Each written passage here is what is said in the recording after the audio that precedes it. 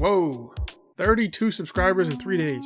That's amazing. But imagine 32 people in a room with you right now.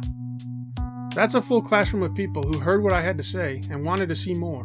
And that's wild. I'm still figuring out this whole video making thing. It's a fun challenge to learn alongside my art. I'm really glad I finally pushed myself to make the first video. I actually came up with the idea and the name for this channel a whole year ago. Back then I tried doing a drawing every day, but I didn't even last a week.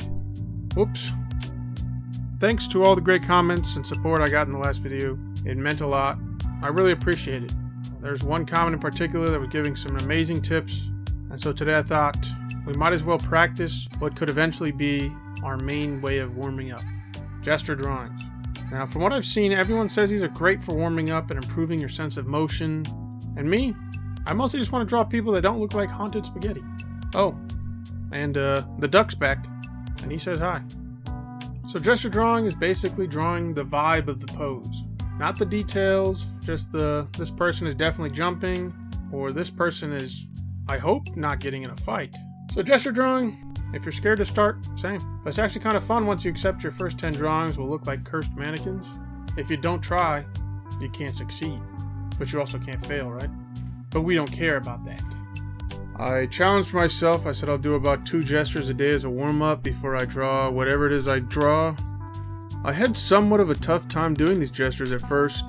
I found that I kept worrying about the details even though that was not the point of the exercise.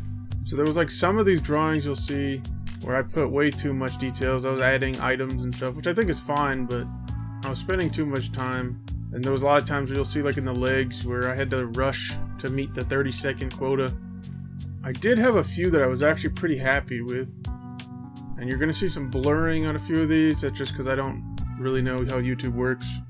You know, I know it's not nudity, but just be safe and they don't ban me. I will say I do think it is helping. I think once I learn the anatomy and I apply that to the gestures, I can definitely see that looking way better than what I've come up with previously. As you can see here, there was some doodles here. You can see there's this guy dancing, and then I kind of thought, like, what would he look like if he was dancing, but we were behind him. And then here's him where you can see he was doing a handstand, and then I messed up the foot, and now it looks like his boot fell off or something. So I guess now he's wearing boots. And then there's I don't know if anyone's seen you guys remember that Rock Lee, like the Chibi anime show? Well, that's my poor attempt at Rock Lee. And then there's a chicken, I guess. I guess the duck has some competition. So you can see, I mean, there's all types of poses I saw. I think it was a very good website, Line of Action. If you'd like to be able to draw, it's a pretty cool website.